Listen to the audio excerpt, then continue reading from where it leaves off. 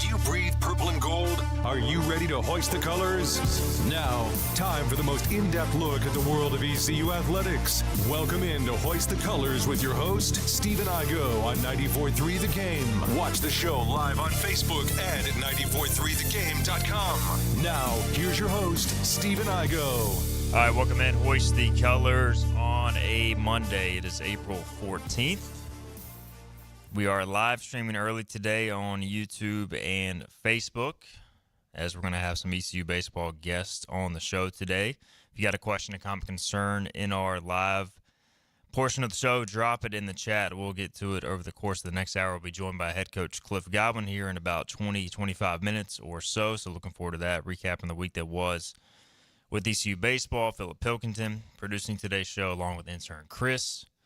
So those guys behind the glass. And in studio, we've got Sean Jenkins, East Carolina pitcher, fresh off a, I guess, first career save, which we'll get into, although you should have got the pitch and win. Sean, how's it going, man? I'm good. Thank you for having me. Absolutely, Sean. Awesome to have you back in as part of our initiative with the 23 Club, Boneyard NIL Collective, and awesome to have you back in. And we'll start there, man. Obviously not the best week for you guys in terms of results, but you end on a high note. So I guess if you had to draw it up as far as when you get your win, it would be Sunday. So maybe a chance to get a little bit of a breath of fresh air coming off a win like that. Yeah, I mean, I'm super, proud of the guys and the way we battled. It would have been really easy, after that Saturday, heartbreaking loss to kind of throw in the towel and give up on Sunday. But I think we came out firing, and I'm super proud of the way the guys bounced back and handled it. Yeah, so I was at the Friday game at Truist in the Charlotte area, and, Cliff Godwin said after the game himself, Sean, that, he just didn't like the way you guys maybe competed as a team. But then Saturday that changed, and Sunday obviously changed again. So was there a flip switch? Was there a wake-up call? What did you see from your perspective? Yeah, I just think it kind of lit a fire under us. We've the game's testing us right now, so I think we kind of came together and we're going to turn this thing around. I think yesterday was a good first step in accomplishing that. Y'all had a team meeting, I think it was last week, and look, y'all have gone through some ups and downs, and we talked about it. You're one of the youngest players in college baseball, and I'm sure you were very successful in high school in terms of winning games too. So a lot of this, you guys as a team are figuring out for the first time, and challenges day in, day out, week in and week out. Just how do you make sure you're still staying in that positive mindset as you're going through some adversity? Well, I think for us, a big thing that we talk about is no matter what the day, prior looks like, your day after looks the exact same. So no matter if we would have, won yesterday or lost, our day today is going to look like we're still going to live. We're still going to have our team meeting. So I think if we can just stay consistent in our work, then it's going to give us the best chance at positive results. Sean Jenkins with us, East Carolina right-handed pitcher, freshman, coming off one of his better outings in a Pirate uniform on Sunday. So since we've had you in here last, you were just going into kind of following an opener role then. Since then, you've started in the midweek. You've started other games as well. You've came out of the bullpen. So, look, you've kind of embraced the role of finding a way to help this team however possible. So how much have you enjoyed just figuring things out from that perspective these last few weeks? Yeah, I mean, I enjoy coming out of the bullpen. It's definitely a different look. But, the opportunity to go out there and, close games out and, give the team a chance to win, it's been a cool experience for sure. 6 innings yesterday, 88 pitches. You also threw against State. So how's the arm feeling? I mean, I feel good. Yeah. Shout out to our training staff, Hunter, and then our strength coach, Thunder. They do a really good job of making sure that we're ready to roll each time out. So no soreness, or you're going to get it out these next few days, right? Typical obviously, there's some day after soreness today, but I'll do our recovery lift with our strength coach and then some treatment stuff with Hunter, our athletic trainer, and be ready to roll. Sean Jenkins with us. All right, so let's talk about your performance Sunday. 6 innings and with bullpen guys and you guys as a staff, you always say it's not like you're going out there envisioning pitching the rest of the way. You take it one out at a time. I know you've embraced that mentality as well. So when did you know you kind of had your best stuff, so to speak? Was it early in after you came out of the bullpen, or was it in the bullpen later on? When did you kind of get that feeling? Well, I felt pretty good in the bullpen, and then I guess I knew I was on when I threw the first pitch, and there was kind of like a crowd pop, and it wasn't even a strike. So I was like, I must have threw that pretty hard then, and then I just felt really good throughout the game, and I guess continued to feel good throughout. So they must have had a radar gun somewhere. Yeah, well, they have the okay. the TrackMan and the speed on the board. Gotcha. Okay, so and we saw it in the off season. We've seen it the last few weeks, Sean. We know you got the fastball, but it's like I was watching in preseason. Man, this guy's got a really good slider, good split as well, and all those pitches it seems like are starting to come back for you. Would you agree with that? Yeah, for sure. I think that obviously the beginning of the year was a little bit of a struggle, but it's just continue to work on those during catch play and playing around with different grips or different feels to try to get back to what those pitches used to be. And I think AK's done a really good job with helping with that. I noticed too you use the elevated fastball a lot for some strikeouts, and is that something you feel like is a big weapon for you too when you're going well? It kind of goes off your other pitches as well. Yeah, obviously. I mean it gives me the ability to tunnel and kind of create the triangle and the strike zone. So you can go fastball at the top, then you can go slider down and away to a righty, and then you can go splitter down and in or down and away to a lefty. So it kind of creates that triangle. They all tunnel off of each other. It looks like it's working very good for sure. 8 strikeouts, 1 walk for Sean Jenkins in yesterday's performance. So you got the 6-inning save. For first college save, I don't know too many guys that have a 6-inning save. I have to look at the history books, but how's that feel, man? 6-inning save. Yeah, I mean, it felt good. I would say our offense and defense made it easy on me. Right. When you have a lead like that to pitch with, you can fill up the strike zone and, pitch to some contact because the defense is going to make the play, and then the offense was going. So my job is just to continue to get them back in the dugout so they can continue to roll.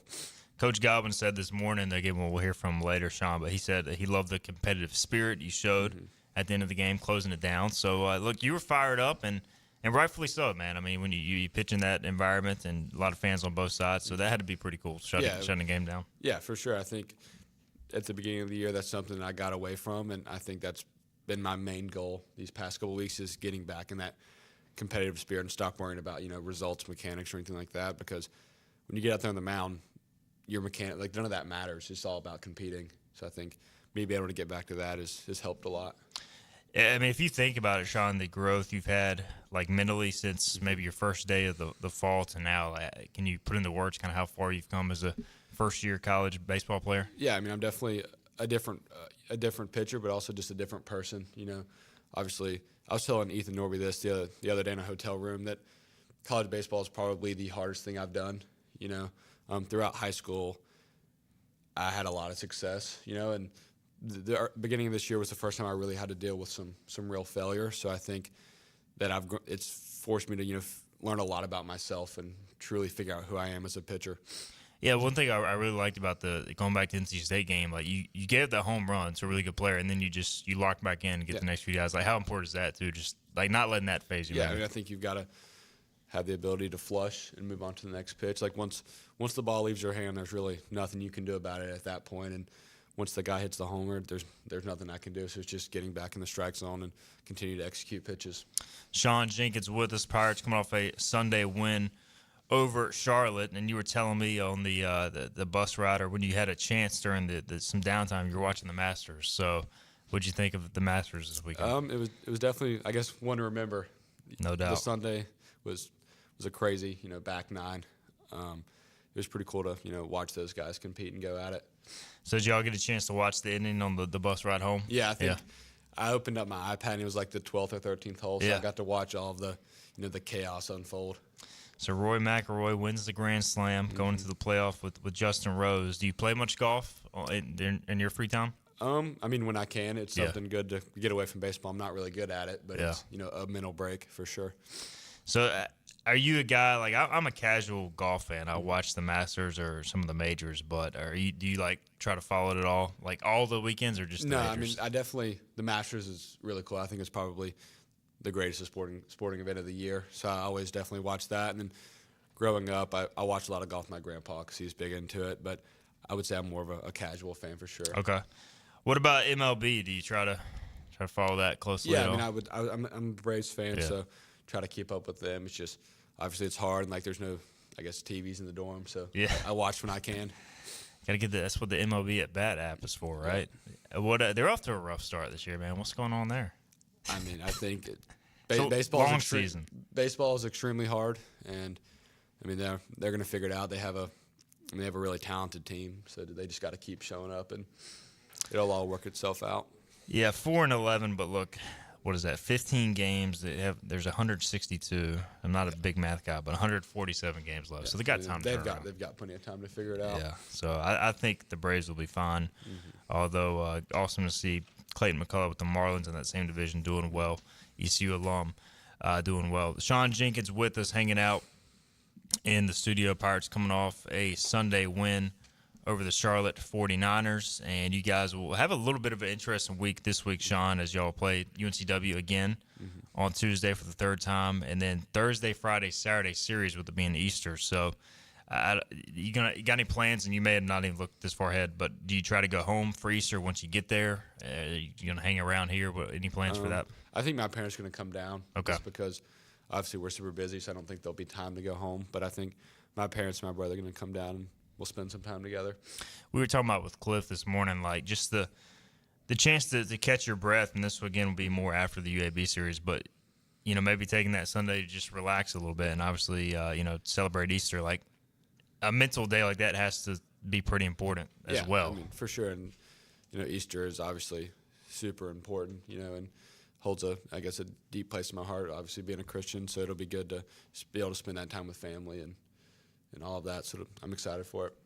So we were talking about last time your walkout song, Avenged Sevenfold. I went to a Disturbed concert this weekend in Charlotte. So I don't know if any of your teammates got that queued up, but any of the other walk-up songs from your teammates growing on you throughout the season? Or are you going to make a change at any point? Are you rolling with Avenged Sevenfold? I mean, I like that song. Yeah. That's probably going to be the one I'm going to roll with. Hail to the King. Yeah, I love Norby's walkout song. Yeah, I think Kickstart My Heart is probably one of the best ones. that is a good one.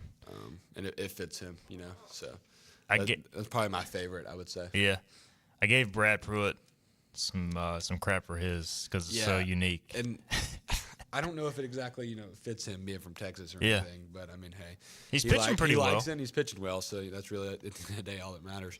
Who are some of the guys in that pitchers? We kind of joke at times like y'all are a little bit unique as baseball players because some of y'all like yourself into analytics, and you also at times only throw one time a week. Right. So y'all really dive deep into the thing on like a everyday player who's kind of just going out there and playing every day. But who are some of the pitchers you've maybe bonded with in the bullpen? Just really kind of diving into that stuff off to the side, like not just obviously normal stuff, but like diving into the pitching analytics, that sort of stuff. Anybody kind of have similar interest to you? Yeah, I mean, me and Norby talk about mechanics a lot, Yeah. and then kind of on the opposite end of the spectrum, Ethan Young and then Ryan Towers, they're like the opposite end of like the analytical mechanics side. So they're the ones that kind of keep me grounded when I get too far to one side. Ethan Young, he just seems like a guy who's like, give me the ball and I'm going to throw it. He just goes in there and throws it. Yeah. I think he has written on his glove, like, throw ball. So he just, really no thoughts in that head when he's out there. He just goes in there and competes. It works, man. He's got some nasty stuff. Any other guys you enjoy watching just compete out on the mound that you maybe try and take something from, whether it's Ethan Young or Ethan Norby, any of those guys? Yeah, definitely. I would say Ethan Young because the compete factor that he brings. And then, just watching all the guys, it's really cool to see the work that we all put in throughout the week, and then for them to go out there and see it show up. Braxton Trammell, your old high school teammate, I know we were talking pre-show, got hurt. We don't know the extent of the injury, but do you try and just encourage him at a time like this when I'm sure he's a little bit down, just given anytime you get hurt in sports and stuff? Yeah, for sure. I've tried to make it known that I'm there for him if he needs anything, because obviously I understand that being injured is not easy. Not fun for sure. We'll wait the word on that with Cliff Godwin later this week. All right, big week ahead. We touched on it with Sean Jenkins, UNCW on Tuesday, and then the trip to UAB. I guess the cool thing, Sean, is being a bullpen guy. Now you don't know exactly when you're going to throw, so you kind of always have to be ready. Is that kind of unique from a preparation standpoint? Yeah, I like it because it gives me less time to think. Yeah. I just kind of go out there and roll, which I think it's helped me, get back in a good headspace. So big 4-game week for the Pirates ahead with Sean Jenkins. Any big things you're still looking to improve on, or is it just making sure you're ready to go from a health standpoint after a big workload? Trying to continue to get better each time. Like I feel like each time I go out there, I'm getting better each time and continuing to get to where I need to be. So there's nothing really specific, just continue to compete and get better each time. All right, he is Sean Jenkins. Sean, we appreciate the time on today's show, man. We'll get you back in studio here in a few weeks as we go down the stretch run. But thanks for the time, as always, man. Thank you for having me. Absolutely. That's Sean Jenkins. On the other side, we'll hear from his head coach, Cliff Godwin, will join us. We'll have that interview recapping the weekend and more. This is Hoist the Colors. The team of Flatlands Jessup is working overtime to help ensure that Eastern North Carolinians like you get the health insurance help you need this open enrollment period. New legislation passed meaning more people than ever qualify for affordable coverage. Let us help you today. Are you ready to tackle those yard and garden projects? Come by East Carolina Tractor and Fleet, your local Coyote dealer, and check out their great selection of residential and commercial Coyote tractors. From zero-turn mowers to compact tractors to skid steer loaders, they've got you covered. Some with 0% financing for qualified buyers. Stop by your hometown Coyote dealer, East Carolina Tractor and Fleet, across from the Pitt County Fairgrounds or online at ectfleet.com. East Carolina Tractor and Fleet. We dig dirt. Big tax credits are back. Get a 30% tax credit, up to $2,000 off your new Mitsubishi electric heat pump install. Let Comfort Master help you take advantage of the tax credits with a qualifying Mitsubishi electric ducted heat pump or non-ducted Mitsubishi electric mini splits. Mitsubishi electric mini splits are ideal for bonus rooms, garages, or sunrooms. If you need a new HVAC unit, call Comfort Master today. Call Comfort Master. Call Comfort Master. The best burgers around. Everyone loves a thick, juicy, and fresh burger. Tiebreakers in Greenville, plus the all-new Tiebreakers in Winterville. Two real burgers, better than anybody. So don't just go to any burger-themed restaurant chain. It's time to break the chain and eat local. Tiebreakers, real burgers at its best. Everybody loves burgers. You know what the problem is with standard belts? Usually you have to choose between too tight or the opposite, too loose. But with Anson Belt and Buckle, you don't have to choose. We got rid of the holes and instead have a track system designed for micro adjustability. That way you can enjoy a perfect fit every time. Anson Belt and Buckle. Find your perfect fit today.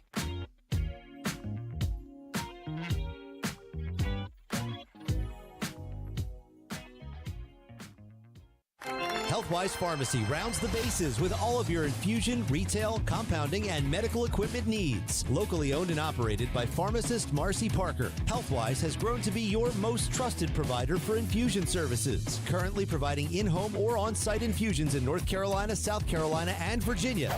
Visit Healthwise Pharmacy at 615B South Memorial Drive or call 252-295-0059 to speak to a patient service representative to find the option that best suits your needs. Tired of the 1-800 numbers advertising Medicare products? Flatlands Jessup has 6 offices all throughout Eastern North Carolina. Get face-to-face help from our local award-winning licensed team. Stop by today. Flatlands Jessup, your whole world covered. Here there be pirates. Back to Hoist the Colors with Stephen Igo. How good is this? On 94.3 The Game. Alongside Stephen Igo from Hoist the Colors, I'm Patrick Johnson. Cliff Godwin joins us here on this Monday. We're talking Pirate baseball as ECU returns home tomorrow to take on UNCW. And we will talk about the games in Charlotte, NC State with Coach. Congratulations, Cliff. Victory yesterday for your guys. And just your response to that win yesterday. After Saturday came out and played really well, just didn't tip your way that night. Yeah, I mean, look, it's been a tough run, man. When you have won as much as we have here, and you know, you got kids in the locker room that have been on our team before, but you got a lot of young guys and new guys that have not. And when you play in a place like East Carolina and the season's not going like you want it to go, there's a lot of external noise, so to speak, media. Disgruntled fans, you know, everything. So I don't envy our guys and the world they live in. I'm glad when I played, I did not have to go through that because I probably would have done something that I would have regretted at some point in time. But I know this, that we work our tails off. Sometimes it looks like we haven't coached our guys well, but that's not the case.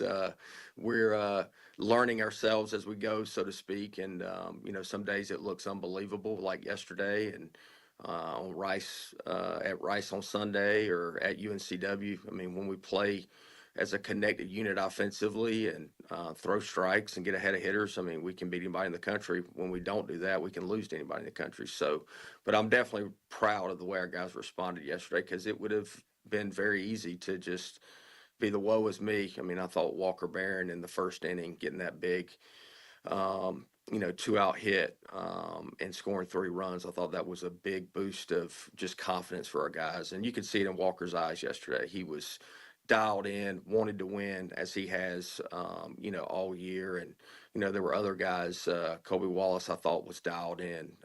Jack Heron was dialed in. Even Austin Irby, I could see it in his eyes, man, he just wanted to win. So that's good to see, and we just got to continue to build on that. With Barron, and we've talked about him throughout the year, it's a position you played, it's a position you obviously have a lot of intricate knowledge about. He's played it at a very high level defensively, and to see him come through yesterday and be as productive as he was offensively, I think just also speaks to the fact that this is a guy who, even up until recently, he would carry. He's a guy that fell off a lot of pitches, carrying a bat into double-digit pitches. We've seen him do it multiple times. I mean, what a fantastic year he is having, and I don't think people perhaps understand, the amount of wear and tear that goes into, at this point in the season, a guy who's logged as many innings as he has behind the plate. For sure. And I mean, he's not the biggest guy on the planet, for sure. So, we went into the season. He knew he was going to have a big workload. I think at times it has worn on him physically and mentally, but he definitely didn't show it yesterday. And, he's caught really good at times. Sometimes he hasn't been perfect, but I will say this: he has been engaged in trying to help us win every single day. For the most part, he's been very consistent with that, and that's the thing that has made me most proud of what Walker has done this year. Is he has just wanted to win, find ways to win for the team. And really, when you can do that, as Connor Norby and I were texting each other, he goes, my last year I finally figured out that if I show up and just worry about winning and stop looking at the scoreboard, what my individual stats are, he goes, everybody wants good stats, but when you really focus on the team winning, normally you get what you want individually. And that's what this group's got to continue to dial in on, especially on the offensive side.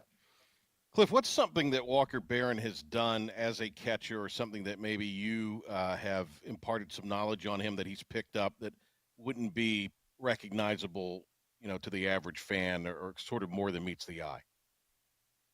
I would say he's done a really good job on most days, not taking his offense to defense or vice versa.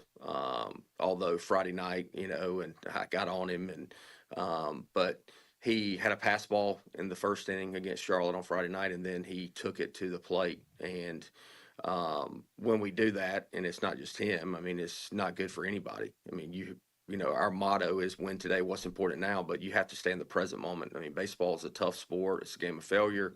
You're going to make mistakes, but you can't take it to the offensive side of the ball if you make a mistake on the defensive side. Visiting with Cliff Godwin on this Monday. Patrick Johnson and myself, Stephen Igo here. Coach, I wanted to ask about a couple guys in particular, just John Collins and Kobe Wallace. Obviously, they homered during the Sunday game, but I just noticed, especially when JC, when he pitch hits, he goes up there with intent to do damage. And I mean, look, he can sometimes, if he gets fooled, he can have a bad swing, but he's getting off his A swing. Colby early in at bats getting off his A swing. Just, is that something that other guys can learn from? I don't know, in the lineup. It's just 'cause those guys go up there, to me, with the intent to really do some damage when they're swinging early. Well, obviously, Big John. I mean, look, he's always looking to do damage.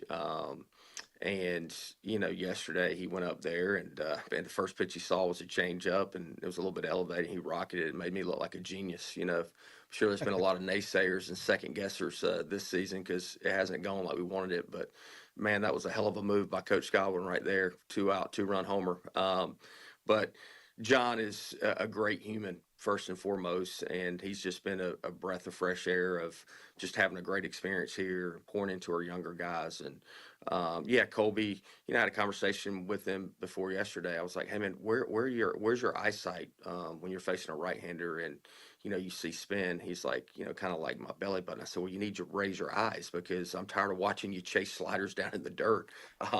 And really, that was the message yesterday, that we've got to make adjustments pitch to pitch and not keep doing the same thing over and over again. And for the most part yesterday, we made them do something different. I mean, if you look at Charlotte's pitching percentages, they throw a lot more off speed than fastballs.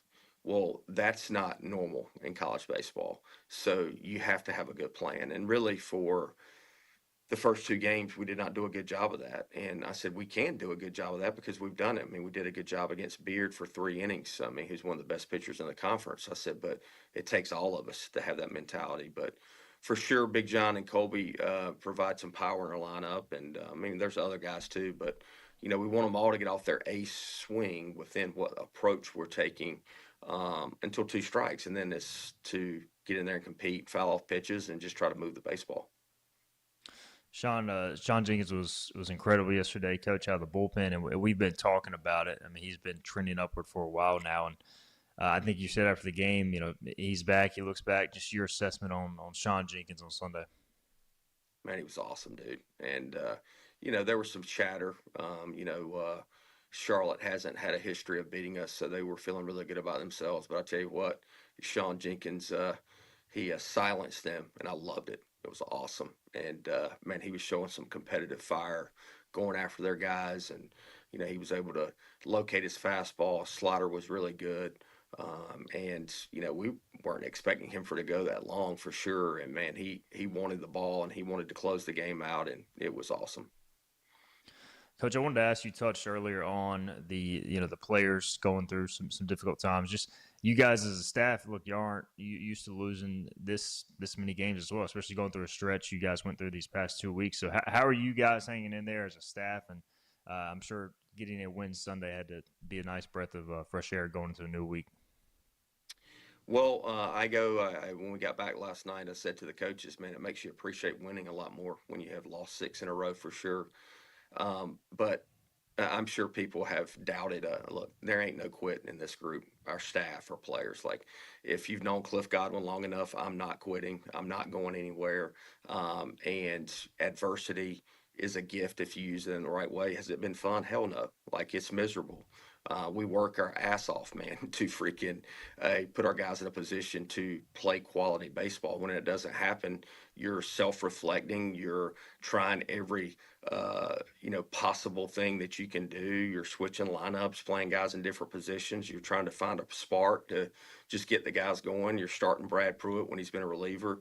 All different kinds of things. And what I can tell people is there has not been a stone unturned with this group, the staff, as far as what we can do to, maximize the guys that we can put on the field on any given day. And this group's been through a lot, man. Every time we, you start feeling good, there's something else that has bad happened to this group. And I just wouldn't count the Pirates out. So that's all I would say.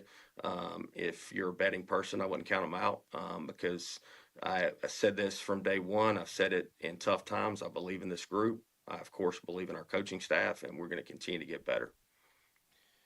Last season left to be played. Cliff Godwin with Steve and Igo and myself here as we talk Pirate baseball. On Saturday, not the result you wanted, but it seemed like you squared a few more balls up. What was the difference in the approach and just overall the team from Friday to Saturday? Friday, I mean, I don't use this word a lot, but I use it on Friday, but I was embarrassed. Look, I'm the leader of the group.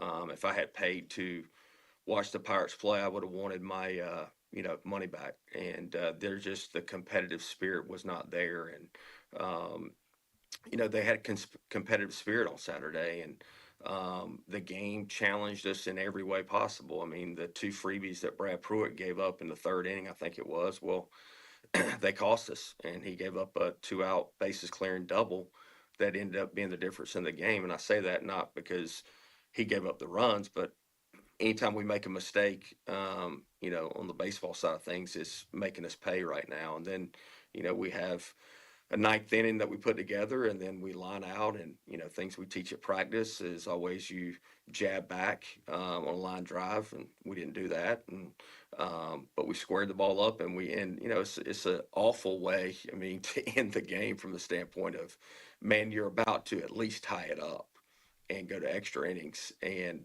no, the game's over. And it's just kind of a gut wrenching feel. And that's the thing. I was almost emotional talking to Coach O yesterday because in this world, kids aren't mentally tough anymore. They just aren't. And for our guys to respond the way they did yesterday after losing 6 in a row and losing the way we did on Saturday, it would have been very easy for them to show up and just go through the motions again and lose again. And they didn't. They just kept fighting and scratching and clawing. And I really appreciate that. Coach, when you mentioned Jack Herring a little earlier, came in from Rollins out of Central Florida to your club. How did he get on your radar? Was he someone that you all had prior to him going to Rollins that you knew about? How did all that sort of transpire and he become a Pirate? He played for the Coastal Plain League team here in Greenville, and their coaches work our camps, and they said that he would be interested in coming to East Carolina, and Jeff went and saw him, and he's a switch hitter, has a little bit of power, and the thing I challenged him this week is everybody wants to play when things aren't going well, and we've had given a lot of guys different times, different opportunities, and nobody's really just taken the bull by the horns and said, hey, like, this is my spot. I'm going to, handle this position, whatever that may be, a DH or an outfield position. And just like Saturday, we were going to pinch hit him to face the righty, and he's a switch hitter to bring a lefty in, and the guy has reverse splits, which means that lefties actually hit him a little bit better than righties. And I just was kind of on the fence of what we were going to do, if we were going to go to another player. And I said, hey, Jack, can you hit this guy? He goes, Coach, I got this. I said, sounds good, brother. Let's go get him. And just the confidence in his voice. And it doesn't always work that way, but he was committed, that he knew that he was the right man for the right spot. And he, hit a double in the gap, and unfortunately we couldn't get the other two guys in that inning, but man, he was a huge spark for us, and he swung the bat well yesterday. I mean, he had a hit, and then he crushed a ball to left field that I don't know how their left fielder caught it. So he played really well for us this weekend. Braxton Trammell played some third for you in the game on Saturday, and I look back, you look kind of up and down this roster. You got a lot of guys that were high school infielders that are playing or have played the outfield very well. With that transition, obviously being a great athlete helps, but and I know Jeff Palumbo and the staff work a lot with those guys in that transition, but have you been impressed with the way some of the guys who maybe have been infield guys in their earlier career have made the adjustment out to the outfield? Well, I would say Braden is he's a plus outfielder when his body's fresh, just because he's, no offense to Braxton, faster, and a really good athlete, a high school shortstop. Braxton, has played outfield just out of necessity on this team, and he's done a solid job. He probably would tell you he's not as comfortable in the outfield as he is at third base. Unfortunately, the one day we play him at third base, him and Boucher running into each other, and Braxton's going to miss some time. I don't know how much. He's going to be reevaluated by our doctors and get X-rays and MRIs and all that stuff. So, but Braxton is versatile, which we like guys that are versatile, because depending on another piece, guys can move around and still be in the lineup. I was going to ask for a status update on him, so you kind of gave it there. Health-wise, how is everybody else out of the weekend and out of the week?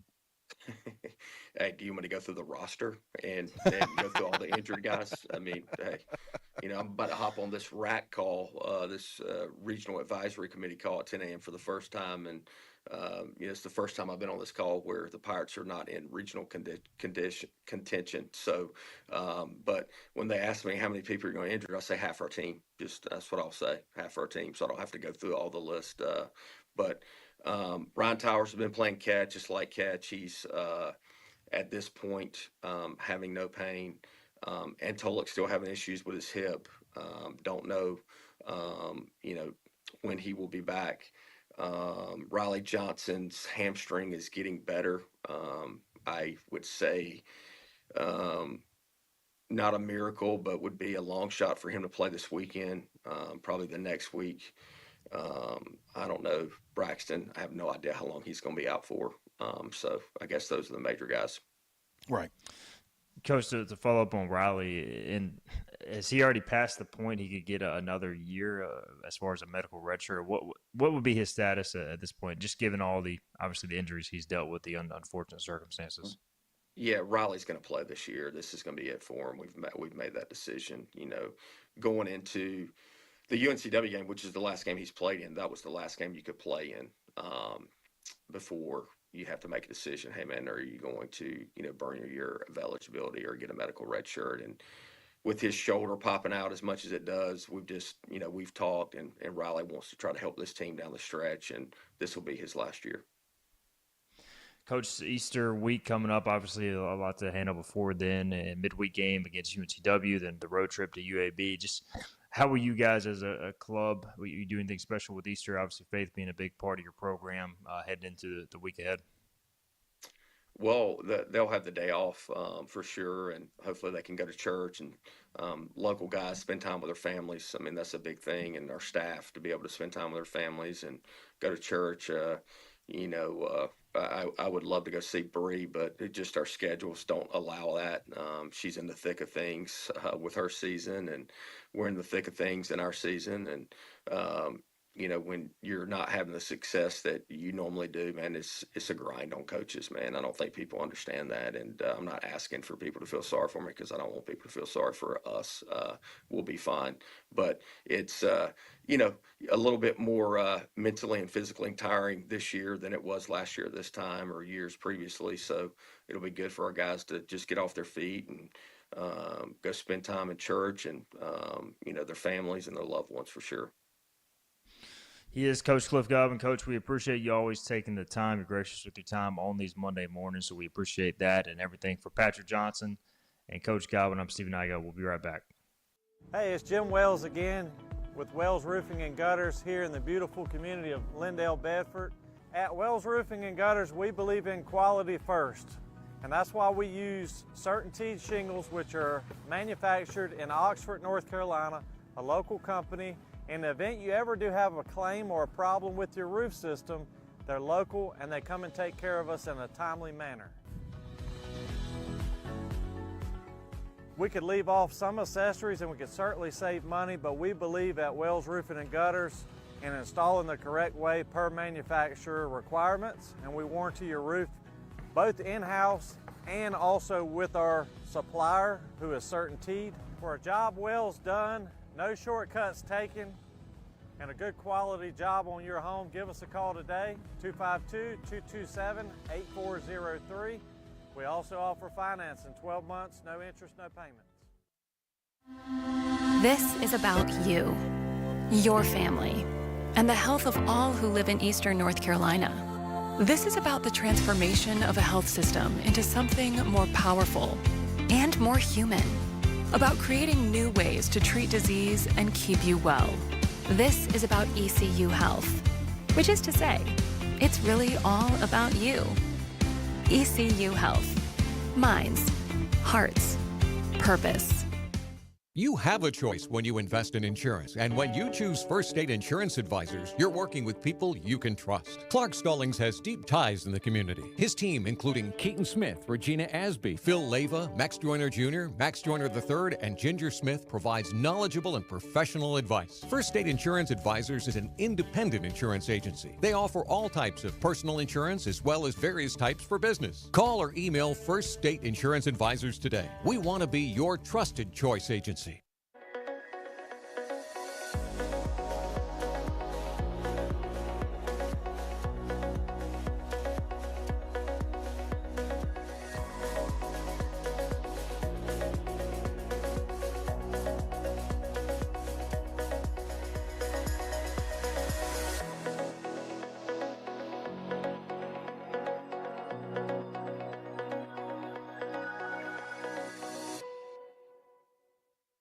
Other restaurants claim their food is fresh and fast, but are they friendly? At Moore's, you're treated like family the minute you walk into their doors. With locations in Winterville, New Bern, Swansboro, Morehead City, and Jacksonville. We've been practicing what we preach since 1945.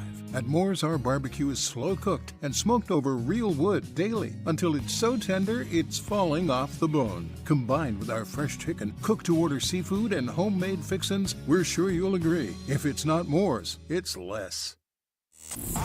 Back to Hoist the Colors with Stephen Igo. Drink up for me, hearty yo-ho. On 94.3 The Game. Welcome back in, Hoist the Colors on a Monday. Appreciate Coach Cliff Godwin and Sean Jenkins for taking some time on this Monday to chat with us, recapping the weekend that was. Philip Hilkinen behind the glass, he's producing today. Intern Chris hanging out as well.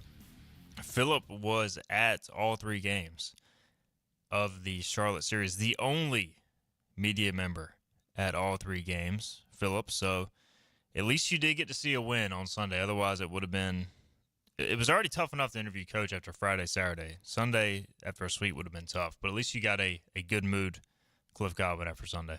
Yeah, and honestly, it wasn't a bad mood, Cliff Godwin, after Saturday. You know, honestly, all the guys, including Cliff, looked more sad. And I think they knew they had played well enough to win, and then sometimes you just don't win college baseball games when you play well.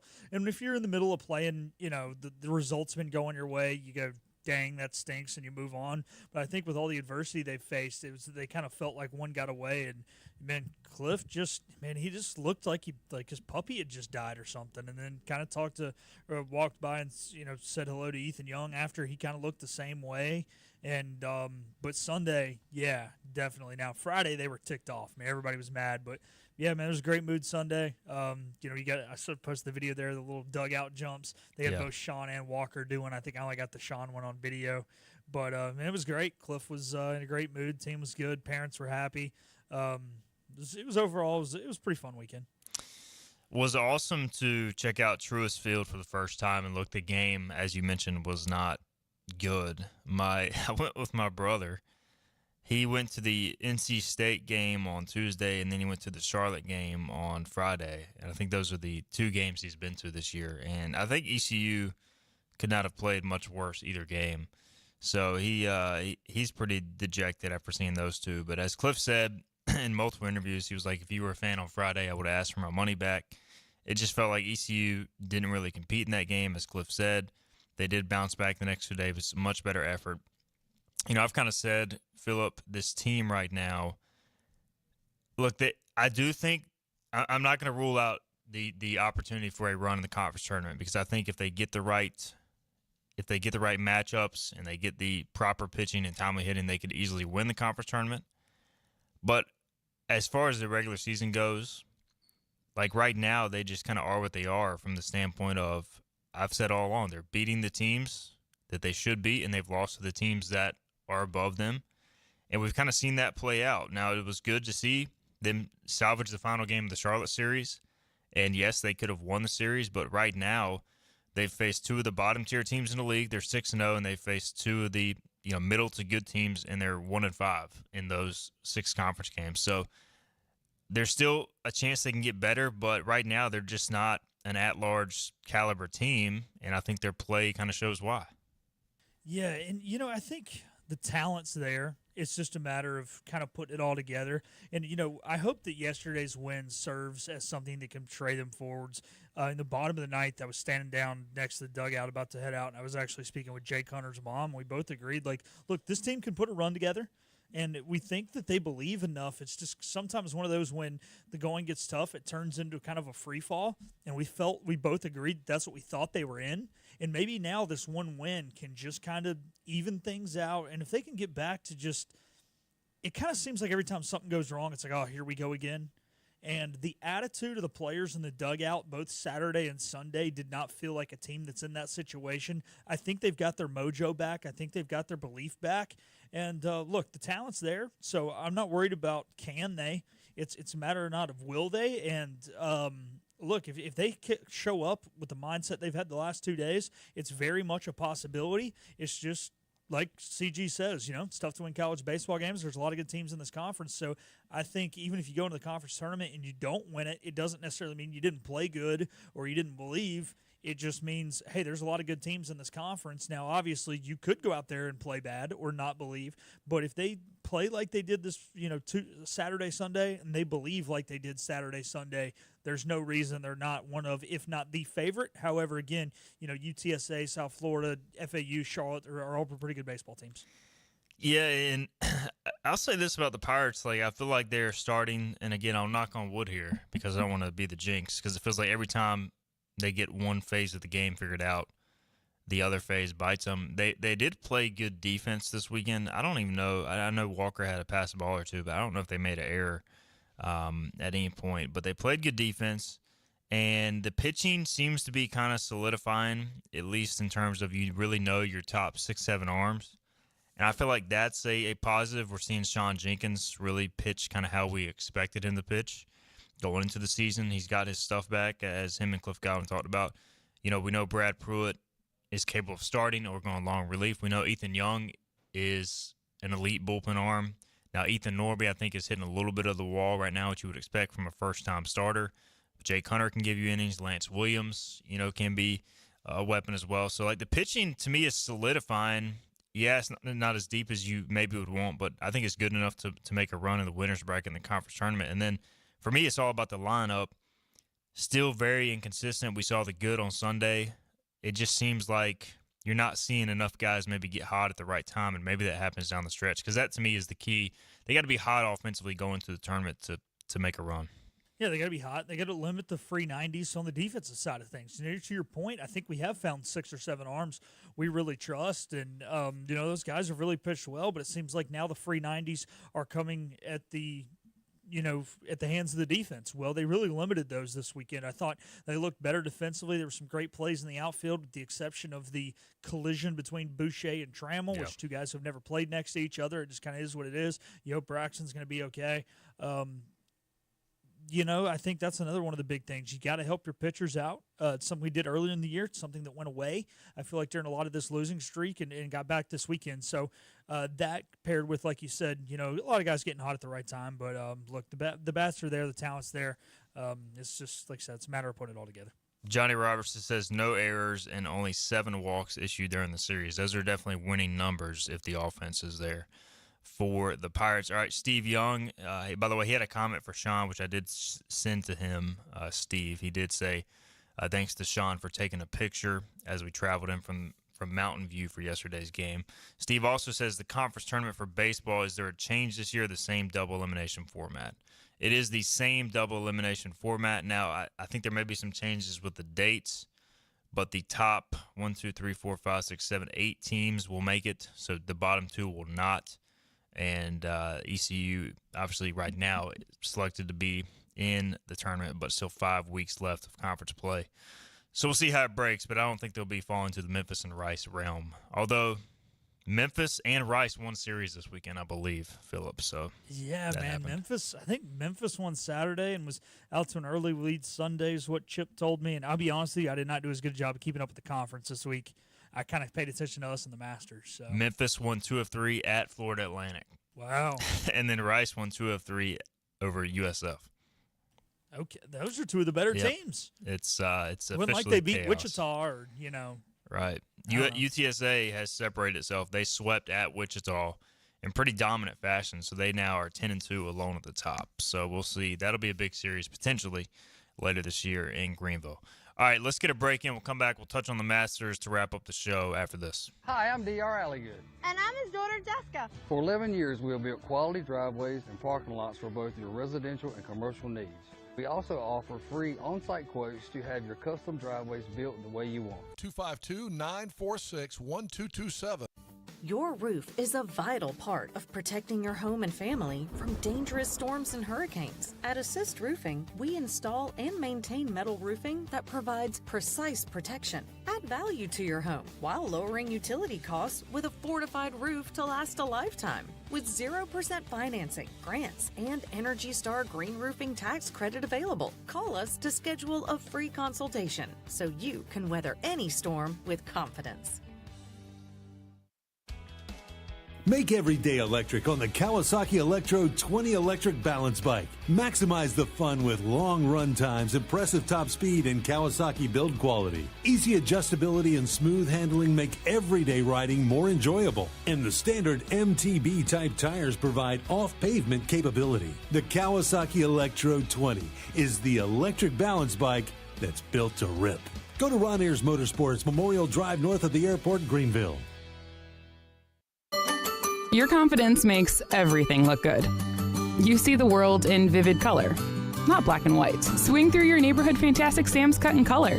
And let our experienced stylists take you from everyday to extraordinary. Fantastic Sam's hair salons are locally owned and operated. Our full-service salons are conveniently located in Goldsboro, Kinston, Greenville, New Bern, Jacksonville, and Calabash. Stop in today at Fantastic Sam's, where the possibilities are endless. If you are interested in living longer and living stronger, Eastern Physical and Lifestyle Medicine is accepting new patients for a limited time. Finding a caring physician can be a challenge. Dr. Billy Smith is board certified in physical medicine and lifestyle medicine and has been practicing in the area for many years. Call for an appointment now to Eastern Physical and Lifestyle Medicine, 252-364-1108 in Greenville. That number again is 252-364-1108. Looking for a great deal on a new Nissan? At Greenville Nissan, we've got a great selection of new Nissans for under $30,000. The stylish Nissan Sentra, offering top-notch fuel economy. The Nissan Altima, known for its comfort and technology. The Nissan Kicks, the perfect combination with its compact design and performance. The Nissan Versa, delivering incredible value without compromising on features. And don't forget the Nissan Rogue, an award winner for 10 years in a row. Drive it home just for $22 down and $349 a month. Visit GreenvilleNissan.com today. Greenville Nissan, where we drive to serve. Hi, I'm D.R. Alligood. And I'm his daughter, Jessica. For 11 years, we have built quality driveways and parking lots for both your residential and commercial needs. We also offer free on-site quotes to have your custom driveways built the way you want. 252-946-1227.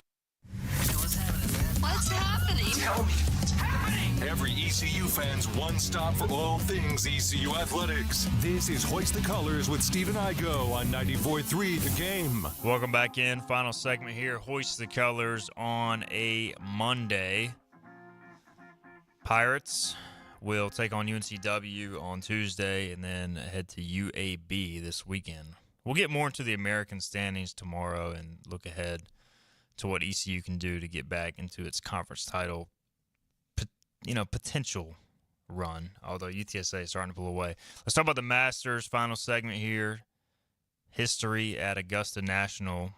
Rory McIlroy wins the playoff over Justin Rose to win the Grand Slam. I believe the sixth golfer to join that prestigious list. And you could see the relief and the emotion on his face after winning was pretty incredible. Obviously, looked like he was going to give it away, missing the putt in the 18th hole. Goes to overtime. He bounces back with pretty incredible shots to allow himself to walk it off, so to speak. So crazy day at the Masters, Philip. I know we were both busy with baseball and other things, but really, I don't think either of us are like diehard, got to watch every golf event type guys, but like you got to watch the last few holes at the least at the Masters, and it certainly didn't lack drama. No, it didn't. I unfortunately didn't get to watch as much as I wanted to, and I will blame Charlotte's manager for that. There's way too many inning pitching changes, especially like after one batter of the inning, ridiculous. And I was ready to get the heck out of there. But CG got to me quick, so did Sean Walker, so that helped. But, yeah, man, no short drama. Happy for Rory. It's just a long time coming for him to win them all. He 4 double bogeys throughout the weekend, so first player to ever win the Masters while doing that. So, just up and down weekend, and it's usually you don't do that on that course and come out successful. Usually that course, you just kind of got to play even keel golf and kind of run into some birdies. But, hey, man, loud scorecards surprisingly were effective. Justin Rose, who also made the made the playoff there. I think he only had something like 5 or 6 pars all day Sunday, so he was all up and down and made it entertaining, made it fun. Obviously, Bryson kind of took himself out of contention there, just put too many in the water. Looks like me out there. And, no, I'm just kidding. I would have shot way worse than 3 over. But, hey, man, so that's what we do. You got to love it. Yeah, a lot of, I don't want to say subpar, but I guess it technically would be subpar in this case. Showing, on in the final day. I don't know, obviously compared to the first 3 days, Roy shot his worst in the final round, but still found a way to win. DeChambeau shooting a 75 in the final day as well. So look, it was entertaining, and let's be honest, who thought Roy was still going to find a way to win in the playoff after missing that putt? I thought for sure he was going to let it get to him, but man, the way he responded, I mean, it was pretty incredible because Rose had all the momentum at that point, Philip. Yeah, he did, and that just speaks to the kind of the attitude Roy's got in the belief in himself. It's kind of like when Jake Hunter goes out there and lets up a couple runs, and that he's not going to be fazed by it, and that's what you got to be a golf man. Golf, yeah, you got to have the talent, you got to have the physical ability to play it and be good at it. But there's a lot of guys who are out there who are good. There's only a few that have the mental capacity to do what these guys do. To win. And I'm not saying that everybody even on tour could do that. I mean, like you said, there's only 6 guys who've ever won the career slam. And so this shows a lot. I've seen a lot of guys, like you said, mess it up there at the end, and then that lack of momentum carries into the playoff. But I've also seen a lot of guys do what he did. And a lot of those guys who I've seen do what he did are guys who've won multiple majors and, are considered the all-time greats and will be Hall of Famers or are already Hall of Famers. So credit to Roy, man. It was fun. And I owe apology to a lot of people who I said they were taking the bait on Vegas making the second highest odds. For the first time, Vegas probably lost some money with all the Roy McIlroy bets out there. But they'll get it back. They always do. And they're always getting it back from me with my no-run first inning lines that somehow keep missing. Nerfies have been tough this year, man. A lot of torpedo bat homers in the first inning, so we gotta start looking at that. All right, we're out of time on this Monday. Great stuff from Cliff Godwin, Sean Jenkins. Appreciate them. Appreciate Philip Pilkington, intern Chris behind the scenes as well. We'll be back Tuesday. We'll talk some MLB, continue with ECU, and maybe even look at the NBA playoffs on Tuesday. See you then, 12 noon. This has been Hoist the Colors with your host, Stephen Igo. Tune in weekdays at noon for all things ECU sports. Get a recap of the show at 943thegame.com, on Twitter, Facebook, or anywhere you get your podcasts. We're back tomorrow with more of Hoist the Colors on 94.3 The Game.